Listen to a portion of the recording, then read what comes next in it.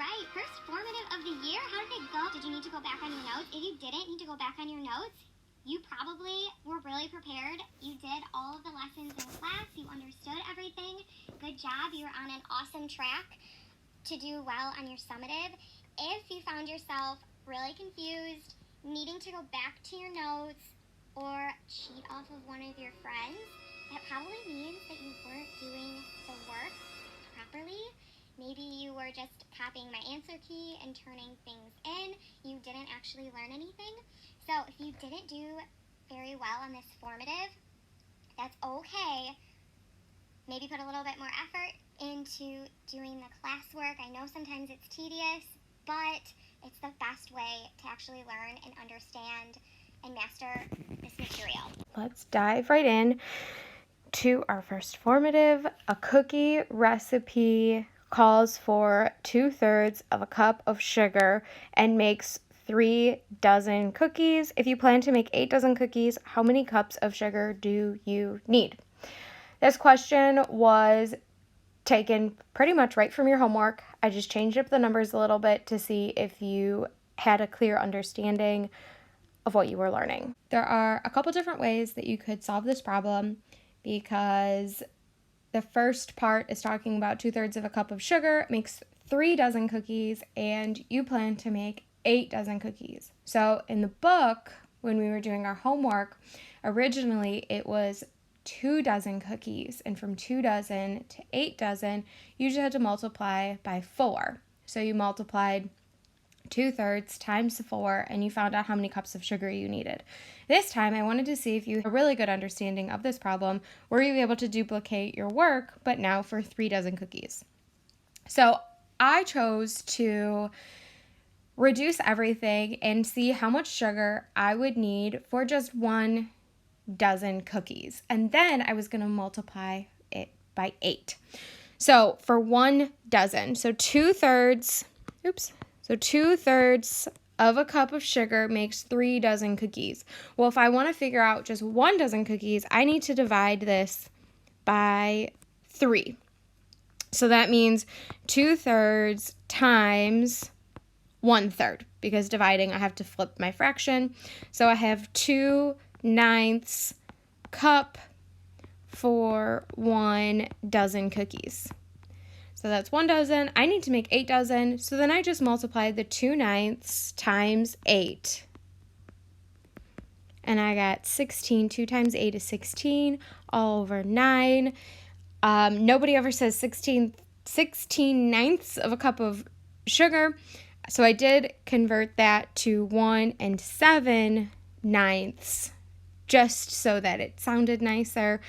And then I added my units for a complete answer.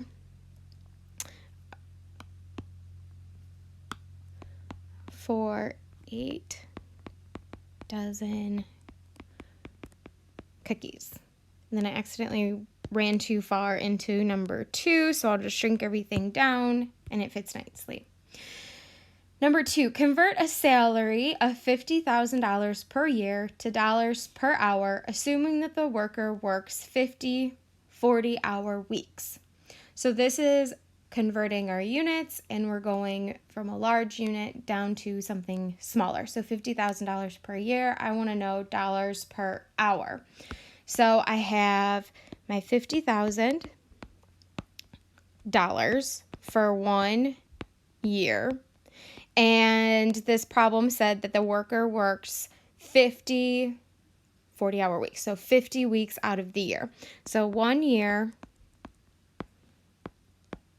is 50 weeks in this case. I know that there's 52 weeks, but this specific problem says that the worker's only working 50 weeks out of the year.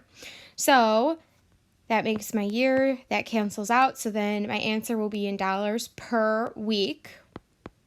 So divide 50,000 divided by 50, and I get $1,000 per week. Okay, so weekly paycheck, $1,000. Now we want to move that down to hours. So $1,000 per 1 week times, and then in 1 week, this worker works 40 hours. So 1,000 divided by 40 because the weeks cancel out, and that reduces to $25 per hour. So $50,000 is approximately, for this person, $25 per hour. For number 3, complete the following ratios by scaling up or down as necessary. So we start with 3 over 21, and I want to reduce that denominator of 21 to a 7. So 21 down to 7, I divided by 3. So I need to divide the top by 3, and I get 1. And then I've got 1/7, and I want to change the denominator to 35. So 7 to 35 is times 5. So I multiply the top by 5. 1 times 5 is 5. Now I have 5/35, and I want the denominator to be 105. So 35 to 105 is times 3. Multiply the top by 3, and I get 15. So 15 over 105 is my final answer. Number 4, a 5th grader comments to his friend that the ratio of boys to girls in his class is 7 to 9. Explain what this means. Well, we have 7 boys to 9 girls, or we could have a class of 14 boys to 18 girls. And so for this case, I just multiplied by 2 for boys and girls. Or I have 21 boys to 27 girls.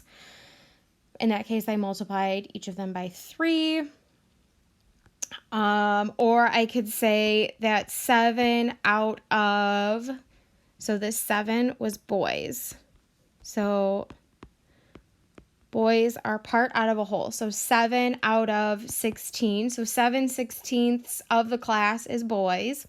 Or I could say for girls that the class is 9/16 girls. So all of this would be a fine explanation for what this ratio is saying about the class. For number 5, I already wrote down the answer because I didn't want to waste time writing it down.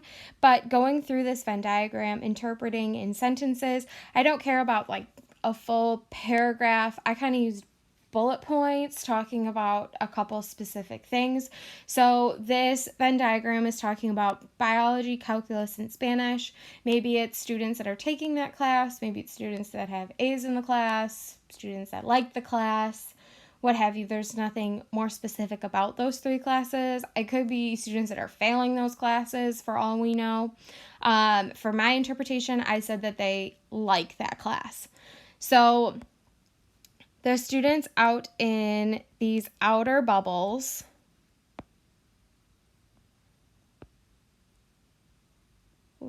that got a little rough. Okay, so hopefully you can follow along with that. That was really rough. So those outer bubbles, so Ashley, Patrick only like biology. Becca and Shira only like calculus. Andy and Julia only like Spanish. Where the 3 circles overlap, which is Bob, I said that Bob was the only one that liked biology, calculus, and Spanish. Or if there's a partial overlap of circles, so for Matt and Mark, they like biology and Spanish. For Molly, she likes biology and calculus. And for Steph and Alex, they like calculus and Spanish. You could also say that everybody in this circle at least likes Spanish, or everybody in this circle at least likes calculus, and same for biology. So any sort of interpretation like that is fine. I just wanted a nice, thorough answer. A 1-sentence answer really didn't cut it in this case. I wanted a little bit more details.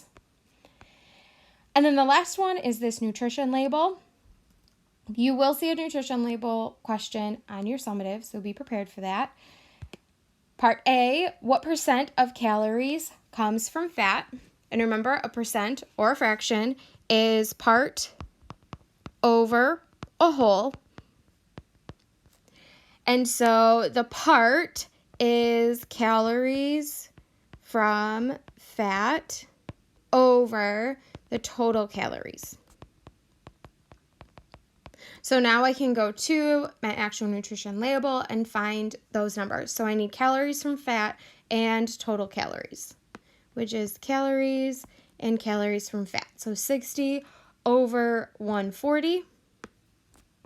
60 over 140. If I type that into my calculator, I got 0.4286. I need to convert that into a percent because that's what the question asked me to do. So I move my decimal place over to the right 2 spots and I get 42.86%. Or you could just write 43% since all of these percents are given as whole numbers. Either or, I like the decimals, but it's up to you. Part B, find the number of calories per chip. Round to the nearest whole number. So we need calories per, and that per is the fraction, chip. And of course they don't give us calories per chip, they give us calories in each serving. And the one serving is 15 chips. So 15 chips are 140 calories. So I can use those two numbers and reduce it to find calories per chip. So 140 calories per 15 chips. And if I divide that out, I get 9.33 repeating. And so we'll say about 9 calories per chip. And remember to include all of your units, otherwise you will be marked down because I want nice, thorough answers here. And the last one, part C, how was 6% daily value of sodium calculated? Okay, again, part over whole is my starting point.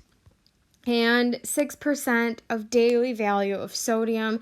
So this 6% is talking about just in these chips, you have 6% of your total daily allotment. So that 6% is our part.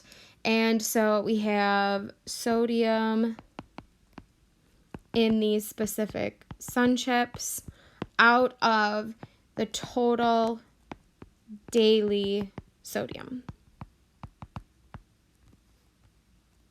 So how much sodium is in this one serving of chips out of the total daily sodium in the recommended daily value? So sodium, we have 150 milligrams out of sodium is 2,400 milligrams. And remember, this daily value is based on 2,000 calories. So that's why I looked at the 2,000 calorie column and not the 2,500 calorie column. Even though the problem didn't specifically say, all of these numbers up here are based on just 2,000 calorie a day diet. So what did I say? 150 over 2,400. So 150 over 2,400. I divide that out in my calculator. I get 0.0625, which converts to 6.25%, which they then rounded to 6%. Alrighty, and that concludes our first